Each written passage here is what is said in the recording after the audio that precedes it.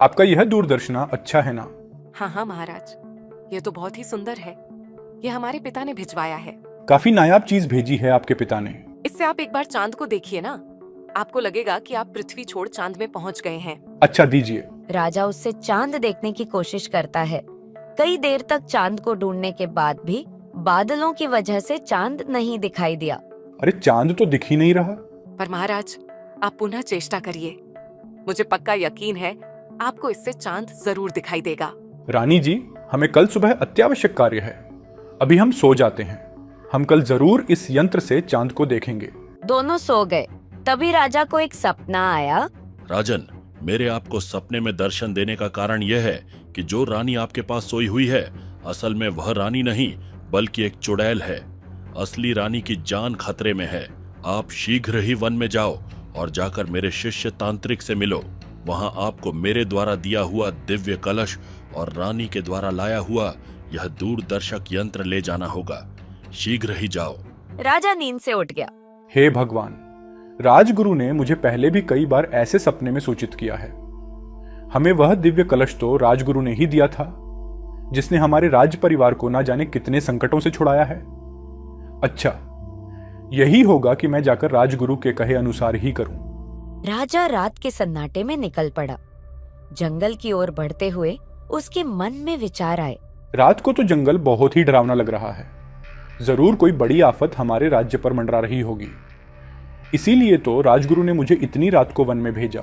राजा जंगल में एक पेड़ को पार करने ही वाला था कि तभी उस पेड़ पर राजा को एक चुड़ैल दिखाई दी। ओ राजा, उस तांत्रिक की बात में मत जाना, नहीं तो बड़ा पछताओगे। नहीं जाना राजन, नहीं जाना। तुम एक डायन हो, मैं तुम्हारी बात का विश्वास क्यों करूंगा? मेरी याददाश्त मिट गई है। बस मुझे इतना ही याद है कि तुम्हें उस तांत्रिक के पास नहीं जाना चाहिए। इसी में सबकी भलाई है। मैं अपने राजगुरु की आज्ञा का उल्लंघन करके भला क्यों एक चुड़ैल की आज्ञा मानूंगा? मुझे अपना समय बर्बाद नहीं करना, मैं जा रहा हूँ। ऐसा बोलकर राजा चला गया। कुछ देर बाद राजा आखिरकार तांत्रिक के पास पहुंच ही गया। आ गए राजन, मतलब राजगुरु का संदेश तुम तक पहुंच ही गया। हाँ, क्या करना है? राज्य पर बहुत बड़ा संकट है। इसे मिटाने के लिए तुम्हें जो वस्तु लाने को बोली थी, लाए हो ना? हाँ। तो एक काम करो, सबसे पहले उस दूरदर्शक यंत्र को मुझे दो। हाँ, लीजिए। सब सही है, अब इससे चांद को देखो। चांद को देखने तो कक्ष में मेरी रानी के भेष वाली डायन ने भी बोला था। आप उसकी जैसी बात क्यों कर रहे हैं? क्या उस डायन ने तुम्हें ऐसा करने को कहा? हाँ। अरे अरे, वो हो सकता है कि डायन के रानी बनने के पहले रानी ने ऐसा कहा होगा। हाँ, ये हो सकता है। ठीक है जी, मैं अभी इसे चांद को देखता हूँ। राजा ने देखा, लेकिन उसको चांद नहीं दिखा। आज बादल काफी घने हैं, चंद्रमा दिखाई ही नहीं दे रहा। अच्छा अच्छा, कोई बात नहीं। तुम वो दिव्य कलश लाए हो ना? हाँ, लाया हूँ। एक काम करो, उस दिव्य कलश को इस अग्नि में प्रवाहित कर दो। अच्छा, ठीक है। राजा ने दिव्य कलश को अग्नि में प्रवाहित कर दिया। वे इस बात से बिल्कुल अनजान थे कि यह उनके जीवन की सबसे बड़ी भूल थी। बहुत अच्छा राजन, जाओ, अब तुम्हारी सारी समस्या मिट जाएगी। मगर हाँ, थोड़ी थोड़ी देर में आकाश की ओर देखते रहना। अगर चंद्रमा दिखाई दे तो उसे इस दूरदर्शक यंत्र से देख लेना। ठीक है, अब मैं चलता हूँ। कल्याण हो। राजा महल की ओर जाने लगा। चलो, जो भी संकट था वह टल चुका है। ये तो अच्छा हुआ, राजगुरु ने मुझे सपने में सूचित कर दिया। अरे ये मैंने कौन सा मार्ग पकड़ लिया? मैं महल जाने के बजाय दूसरी जगह जा रहा हूं। अच्छा, ये तो वही रास्ता है जो कि राजगुरु की कुटिया के पास से जाता है। जो होता है अच्छे के लिए होता है। इसी बहाने राजगुरु को बता दूंगा कि उनका कहा काम पूरा हो गया है। राजा राजगुरु के कुटिया पहुंचा।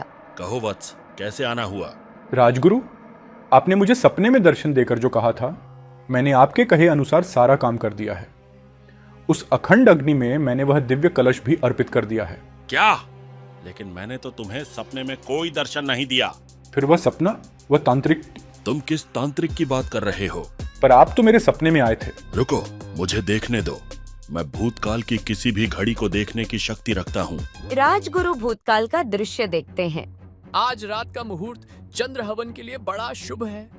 इस हवन को करने के बाद मुझे राजा बनने से कोई नहीं रोक सकता, पर मुझे अपने मकसद को अंजाम देने के लिए किसी बहुरूपिया की जरूरत होगी।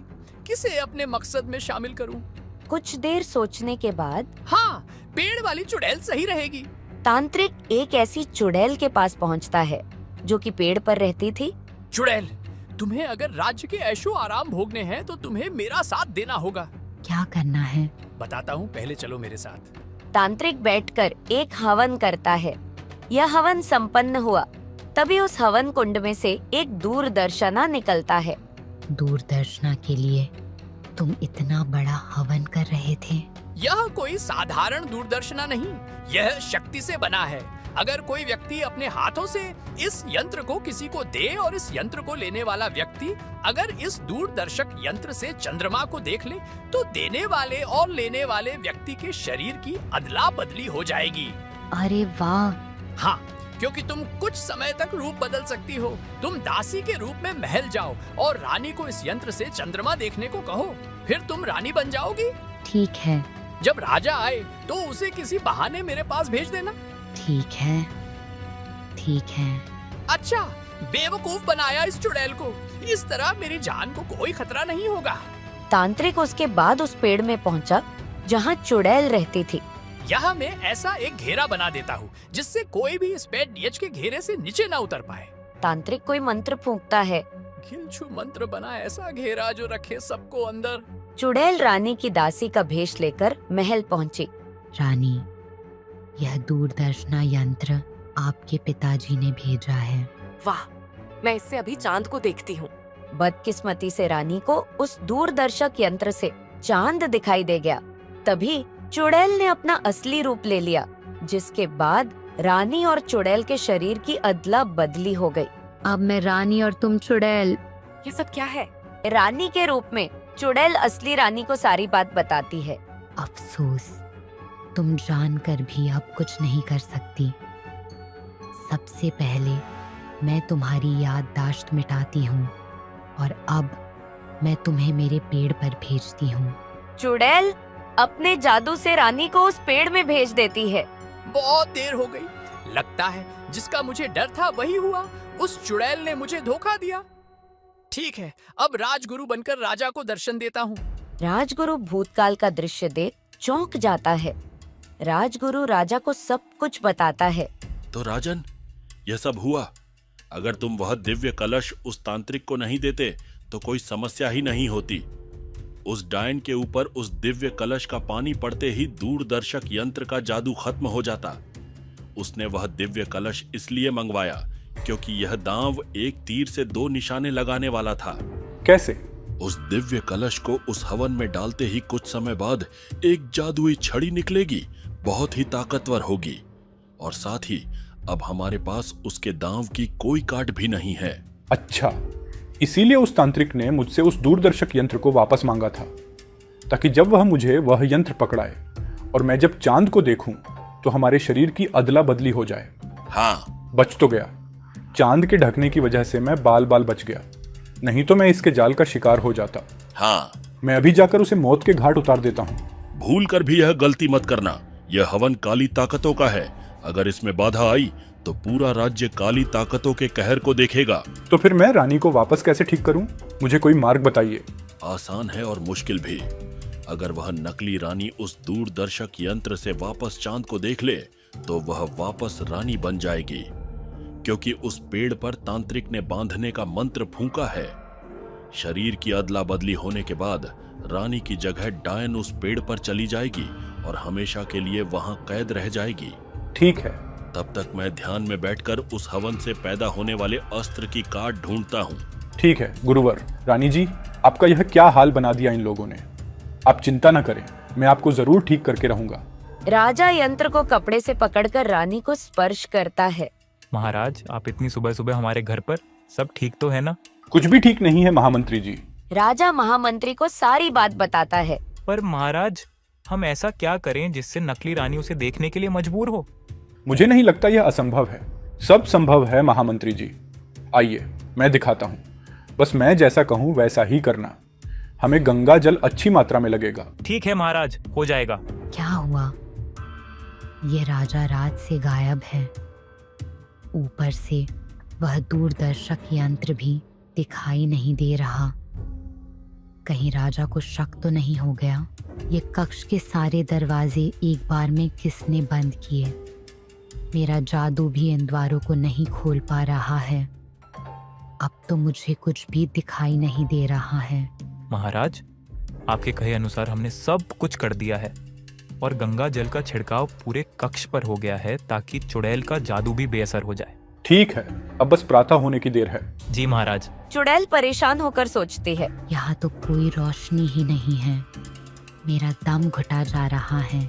तभी कक्ष में एक धीमी रोशनी की किरण आती है।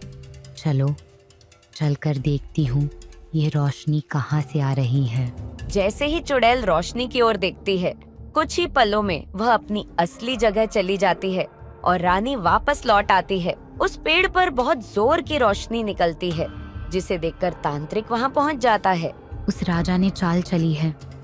उसने हमारे साथ छल किया। उसने सारे दरवाजे बंद करा दिए थे, जिससे पूरे कक्ष में अंधेरा फैल गया और कक्ष पर गंगा जल का छिड़काव कर दिया ताकि मेरा जादू न चले। रात को मुझे एक रोशनी की किरण दिखाई दी। जैसे ही मैंने उस किरण की ओर देखा तो मैं वापस चुड़ैल बन गई। वो किरण उस दूरदर्शना से चंद्रमा की ओर थी। चल तो तूने मुझसे किया, अब रहो इस पेड़ पर ही जिंदगी भर।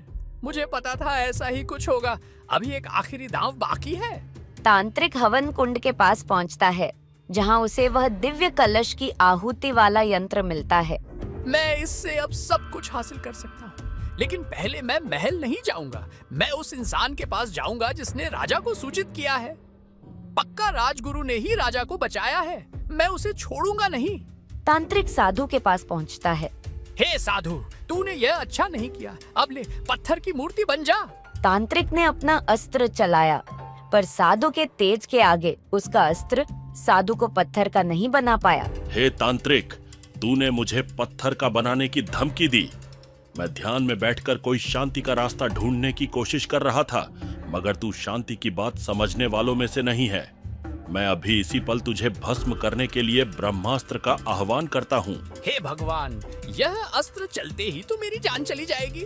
हाँ, अगर यह यंत्र साधु को नुकसान नहीं पहुंचा सकता है, तो साधु को किसी और स्थान पर ले जा तो सकता है ना? जादुई अस्त्र साधु को जंगल की जादुई गुफा में भेज दो और उसका द्वार बंद कर दो। चलो, यहाँ से तो बच गया। अब राजा का खेल खत्म। रानी जी, अब सब कुछ ठीक हो गया है। आप वापस रानी बन गई हो। आपको अभी कैसा लग रहा है? कौन हो आप? मैं कौन हूँ? मुझे कुछ भी याद नहीं आ रहा है। राजन, लगता है साधु बाबा की बात सच हुई। रानी की याददाश्त तो चुड़ैल ने सच में मिटा दी है। अब हम क्या करें महामंत्री जी? अब तुम लोगों को कुछ भी करने की आवश्यकता नहीं है, क्योंकि मैं रानी की समस्या पूर्णतः हल कर दूंगा, उसे पत्थर का बना के। हे दुष्ट, यह तूने क्या किया? रुक तांत्रिक, मैं अभी सैनिकों को बुलवाकर तुझे बंदी बनाता हूँ। पर अब तुम बुलाने लायक नहीं रहोगे। राजा, अब तुम्हारी बारी है। अब तुम्हें मुझसे कोई भी नहीं बचा सकता। तुम्हारे साधु बाबा को तो मैंने पहले ही सबक सिखा दिया है। अब तुम्हारी बारी है। अब देखो मेरी शक्ति। यह अस्त्र तुम्हें पत्थर का बना देगा। तांत्रिक ने अपना अस्त्र चलाया, जिसके बाद उस अस्त्र से पत्थर बना देने वाली किरण राजा की ओर बढ़ने लगी। राजा ने सूझबूझ से काम लिया। मुझे तुरंत हटना होगा। राजा तत्काल उस किरण के रास्ते से हट जाता है। किरण सीधा रानी के एक छोटे दर्पण से टकराई और वापस तांत्रिक की ओर बढ़ी। नहीं! तांत्रिक स्वयं पत्थर का बन गया। हे भगवान, इस जादूगर के साथ यह छड़ी भी पत्थर की बन गई। लेकिन मैं हार नहीं मानूंगा। मैं रानी और महामंत्री को ठीक करके ही रहूंगा, और यह मेरा खुद से वादा है। इतना सोचकर राजा महल से निकल पड़े। मैं महल से निकल तो गया, पर पता नहीं मैं कहाँ जा रहा हूँ। उस तांत्रिक ने तो राजगुरु को भी नहीं छोड़ा। जो भी हो, मैं अवश्य ही इस समस्या का हल ढूंढ कर रहूंगा। तभी एक घायल तोता राजा के घोड़े पर आकर गिर जाता है। हे तोते, ये क्या हाल हो गया है तुम्हारा? क्या हुआ? तुम्हें इतनी चोट कैसे लगी? राजन, मेरे पीछे एक बाज पड़ गया था। मैं किसी तरह उससे जान बचाकर भागा हूँ। अब मेरा अंतिम समय निकट है। नहीं मित्र, ऐसा नहीं बोलते। क्या मैं तुम्हारे लिए कुछ कर सकता हूँ जिससे तुम ठीक हो जाओ? राजन, मेरे घाव बहुत गहरे हैं। मैं किसी औषधि से नहीं ठीक हो सकता। मैं सिर्फ जादुई झील के पानी से ही ठीक हो सकता हूँ। जादुई झील का पानी, वो कहाँ मिलेगा मित्र? तोते ने राजा को जादुई झील का पता बताया। लेकिन राजन, वो झील का पानी लाना इतना आसान नहीं है। उस झील पर एक परी का राज है। तुम्हें उस झील का पानी पाने के लिए उस परी की पहेली का जवाब देना होगा। ठीक है मित्र, मैं तुम्हें वादा करता हूँ कि मैं तुम्हें जरूर ठीक करूंगा। कुछ देर बाद राजा उस झील तक पहुंच जाता है। जैसे ही राजा झील के पास खड़ा होता है, वहाँ एक सुंदर परी प्रकट होती है। राजन, झील का पानी पाने के लिए तुम्हें मेरी पहेली का जवाब देना होगा। हाँ परी, मैं तैयार हूँ। तो सुनो मेरी पहेली। एक औरत का जन्म सन 1584 में हुआ और उसकी मृत्यु भी सन 1584 में हुई। जब उसकी मृत्यु हुई तब उसकी उम्र 25 साल थी। ये कैसे संभव है? बड़ा आसान है। उस औरत की मृत्यु एक अस्पताल में हुई थी। अच्छा, विस्तार से समझाओ। उस औरत की मृत्यु एक अस्पताल में हुई। तब उसकी उम्र 25 साल थी। उसी कक्ष में एक छोटी बच्ची का जन्म हुआ, जिसके भीतर उसी औरत की आत्मा थी, जिसका देहांत 25 साल की उम्र में उसी दिन उस अस्पताल में हुआ था। एकदम सही जवाब। तुम पानी ले जा सकते हो। वैसे क्या मैं जान सकती हूँ कि तुम्हें इस झील का पानी क्यों चाहिए? दरअसल मेरा मित्र तोता बुरी तरह से घायल है। उसी ने मुझे बताया कि आपकी झील के पानी से वह ठीक हो जाएगा, इसलिए मैं यहाँ आया हूँ। वो सब तो ठीक है राजन, पर मुझे लगता है तुम और किसी बात से भी बहुत चिंतित हो। बात क्या है? राजा ने परी को सारी बात बताई। राजन, अफसोस मैं तुम्हारी मदद नहीं कर सकती, पर हाँ, वह कर सकता है। कौन परी? यहाँ से कुछ दूर एक अंधेरी गुफा में एक शैतान रहता है, जिसके पास एक जादुई अमृत है, जो किसी भी जादू को पल भर में नष्ट कर सकता है। अगर तुम उससे अमृत लाने में सफल हुए, तो रानी अवश्य ही ठीक हो जाएगी। आपका बहुत बहुत शुक्रिया। परी ने राजा को उस शैतान का पता बताया और साथ ही झील का पानी भी दिया। राजा ने अपने मित्र तोते के ऊपर जैसे ही वह पानी डाला, वह तोता स्वस्थ हो गया। धन्यवाद राजन, आपने मेरी जान बचाई है। मैं एक दिन जरूर आपकी मदद करूंगा। इतना कहकर वह तोता वहाँ से उड़ चला। राजा भी उस गुफा की ओर बढ़ने लगे। राजा गुफा में पहुँचते हैं और शैतान से मिलते हैं। लगता है तुम भी बाकी लोगों की तरह अमृत के लालच में यहाँ आए हो। तो तुम्हारी जानकारी के लिए बता दूं कि इस अमृत को पाना इतना आसान नहीं है। मुझे किसी लालच के लिए अमृत नहीं चाहिए, मुझे किसी और के लिए यह चाहिए। मैं कुछ भी करने को तैयार हूँ। तुम्हें मेरे पूछे गए 3 सवालों का जवाब देना होगा। अगर तुमने तीनों में से एक भी सवाल का गलत जवाब दिया तो मैं तुम्हें खा जाऊंगा। ठीक है, मुझे मंजूर है। तो मेरा पहला सवाल यह है, ऐसी कौन सी चीज है जो अपनी जवानी में लंबी होती है और बुढ़ापे में छोटी हो जाती है? इसका जवाब बड़ा आसान है। इसका जवाब है मोमबत्ती। सही जवाब। अच्छा, इसका जवाब दो। ऐसी कौन सी चीज है जिसके पास पैर तो होते हैं पर वह चलती नहीं? इसका जवाब भी बड़ा आसान है। इसका जवाब है कुर्सी। शैतान राजा से तीसरा सवाल पूछता है। अब इसका जवाब दो। मैं जीवित नहीं हूं पर बढ़ना जानता हूं। मेरे फेफड़े नहीं हैं पर मुझे हवा की सख्त जरूरत है। मेरा मुंह नहीं है पर पानी मुझे मार सकता है। बताओ मैं क्या हूं? इसका जवाब है दिया। तुमने गलत जवाब दिया है राजन। हालांकि तुम बहुत नजदीक थे, पर फिर भी मैं इसे गलत जवाब मानता हूं। असली जवाब है अग्नि, क्योंकि दीपक कभी बढ़ नहीं सकता, उसकी लौ उसके भीतर ही रहती है। अब मैं तुम्हें खा जाऊंगा। कोई आखिरी इच्छा हो तो बताओ। हे भगवान, ये कितनी बड़ी भूल कर दी मैंने। मुझे सोच समझकर जवाब देना चाहिए था, पर मुझे कुछ तो सोचना ही होगा। कुछ देर सोचने के बाद राजा फिर बोले। हे महान दैत्य, मैं कल से नहाया नहीं हूँ। अगर आप मुझे नहाकर आने की अनुमति दें तो बड़ा अच्छा होगा। यही मेरी आखिरी इच्छा है। ठीक है, जाओ। पास में ही एक झरना है, वहां नहा कर आओ। और हां, मैंने यहां से झरने तक एक अदृश्य घेरा बना दिया है। भागने की कोशिश मत करना, नहीं तो घेरे के बाहर पैर रखते ही मारे जाओगे। ठीक है जी, मैं नहा कर आता हूँ। राजा झरने में नहाने के बाद खुद से बात करते हुए। चलो, नहाना भी हो गया, अब सब कुछ खत्म हो गया। भागने की कोशिश करके भी कोई फायदा नहीं है। उस घेरे के प्रभाव से तत्काल मेरी मृत्यु हो जाएगी। तभी वह तोता राजा के पास उड़ते हुए आया। हे मित्र, तुम यहाँ? हाँ मित्र, मैं यहाँ। तुम यहाँ क्या कर रहे हो? मेरा घोंसला तो यहीं पर है। दरअसल उस समय मैं एक चील से बचते बचाते उतनी दूर उड़ गया था। अच्छा मित्र, तुम बड़े उदास लग रहे हो, बात क्या है? राजा तोते को सारी बात बताता है। राजन, तुम्हारी सारी समस्या हल हो गई, रानी भी ठीक हो जाएगी, सब कुछ ठीक हो जाएगा। वो कैसे? तुम जिन साधु बाबा की बात कर रहे हो, उनकी मृत्यु नहीं हुई है। मैं जब चील से अपनी जान बचाकर भाग रहा था, तभी मैंने साधु बाबा को जादुई गुफा में कैद होते देखा। अच्छा, कहाँ है वो गुफा? मुझे पता है वो गुफा किधर है, चलो मेरे साथ। लेकिन उस दानव ने झरने से अपनी गुफा तक का एक अदृश्य घेरा बनाया है।